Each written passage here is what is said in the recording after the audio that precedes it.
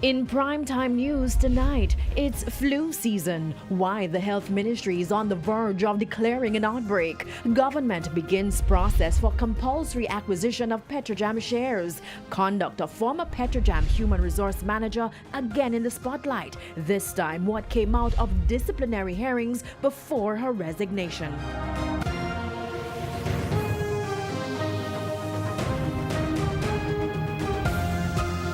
Good evening and welcome to Primetime News on air and online at onespotmedia.com. I'm Archibald Gordon. And I'm Janella Precious. Also this evening, the top business stories of the day, and Herman Green is here with a preview. Thank you, Janella. Well, one local distributor will now be using more local produce. We'll tell you which company and how it's all coming about in the business day. From Herman to Jordan Ford, latest in sports.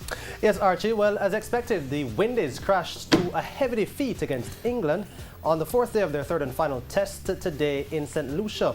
But they still celebrated a series win. I'll tell you more about that in Primetime Sports Tuesday. Did someone say St. Lucia? There's also sports commentary, E-Prime, and weather in this newscast. But before the break, the feedback question. This evening we're asking, how seriously are you taking the flu alert issued by the Ministry of Health? You can share comments online, facebook.com/Television Jamaica, and tweet us at Television Jam.